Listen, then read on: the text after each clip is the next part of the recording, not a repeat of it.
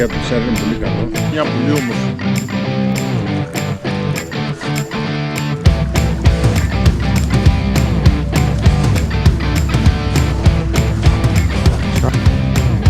Πολύ όμορφο ψάρι.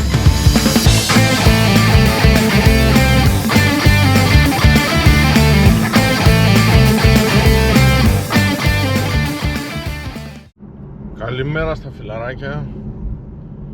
Λοιπόν, σήμερα είναι η Κυριακή. Πάμε ξανά για ψάρεμα. Ήμουνα και χθες, απλά δεν είχε απολύτως τίποτα. Απολύτως. Δεν είχε, παιδιά, ούτε τσιπιά. Οπότε ξαναπάμε από την αρχή. Κάνουμε ένα βίντεο. Σήμερα είναι η Κυριακή. Σήμερα θα πάμε σε τελείως διαφορετικό μέρος. Αλλά δεν ξέρω, φέτος αρκετός κόσμος συζητάει για αυτό το χάλι που έχει εδώ μέσα με τα ψάρια. Δεν ξέρω τι γίνεται πραγματικά. Ακούστηκε ότι έχουν μπει λαγοκέφαλοι από πάνω από το αχίλιο. Γι' αυτό και δεν τόλμησα να πλησιάσω εκεί. Τώρα εδώ πιο μέσα δεν ξέρω ακόμα τι γίνεται. Αυτό που ξέρω είναι ότι δεν έχουν εμφανιστεί οι τσιπούρες, παιδιά. Και δεν είναι μόνο αυτό. Δεν χτυπάνε ούτε μουρμούρες, δεν χτυπάνε ούτε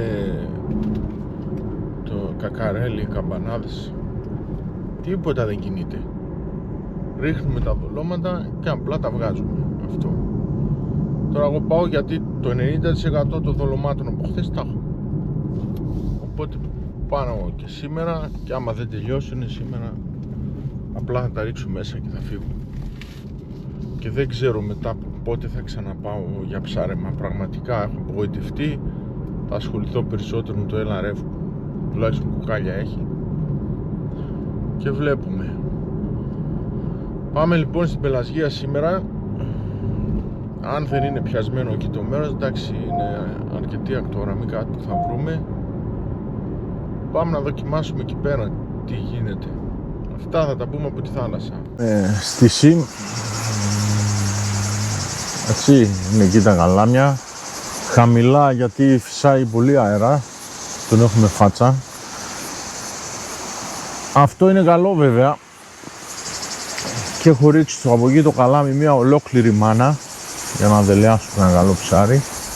Και από εδώ έχω ρίξει ένα μονοδόλι εντόπιο. Τώρα το μέρος βλέπω ότι εδώ μπροστά έχει ένα βράχο, δηλαδή στα 10 μέτρα και κόβει απότομα. Θα είναι λίγο δύσκολο αν πιαστεί ψάρι το πώς θα το βγάλουμε από εκεί να μην σκαλώσει και να μην σκαλώσουμε και το βαρύδιο. Okay. Μετά βλέπω ότι μέσα έχουμε περίπου στα 7 με 10 μέτρα βάθος, γιατί βλέπω ότι τα καλάμια παίρνανε και αυτό είναι καλό. Καθαρό φαίνεται, δεν φαίνεται να έχει φυκιάδες. Τώρα αναμένομαι. Είναι μέρος που βλέπω συνέχεια κόσμο να ψαρεύει. Εγώ έρχομαι πρώτη φορά. Θα δούμε τι μελιγενέστε. Αυτά λοιπόν και θα τα πούμε αν χτυπήσει τίποτα.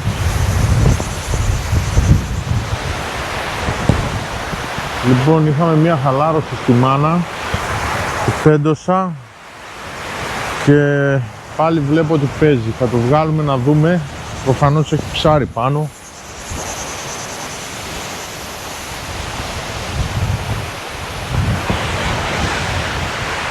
Γιατί βλέπω είναι τεντωμένο.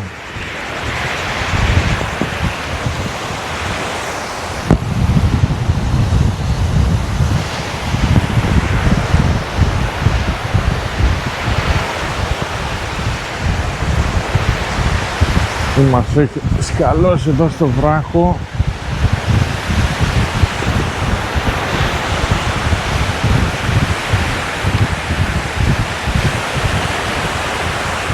Ένα μικρό ψάρο πρέπει να είναι.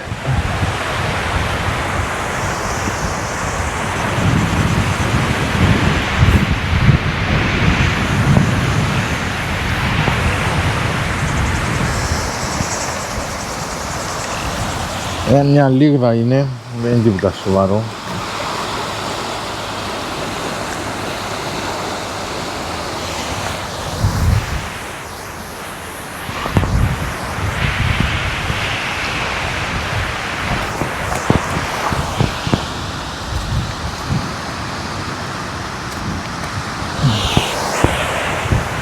Μια λιγδίτσα είναι, η οποία την αφήσουμε ελεύθερη. Είναι πολύ μικρή. Λοιπόν παιδιά, έχουμε ένα χαλάρωμα στο μονοδόλι για να το βγάλουμε να δούμε, γιατί τώρα μόλις χαλάρωσε και πολύ απότομα κιόλας.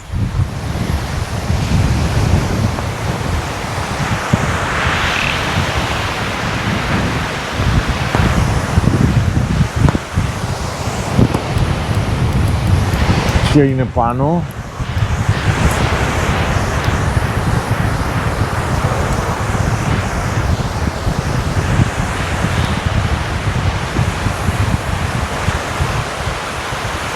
Τι είναι όμως, πάρα πολύ εύκολα έρχεται. Μας έφυγε.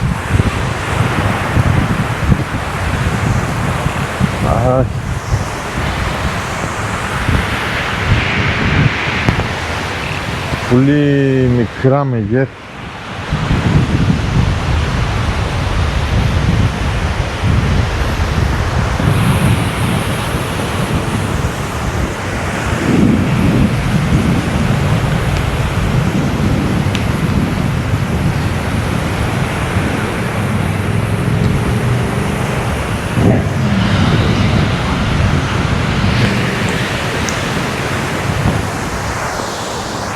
Τσιπουρίτσα λίγδα, πολύ μικρή. Έτσι, να την αφήσουμε.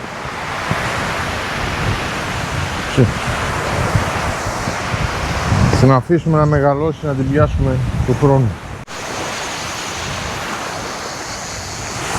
Λοιπόν, έτσι, την έχω κόψει, την έχω βγάλει όλα τα εντόστια και την έχω γυρίσει ανάποδα, το μέσα έξω.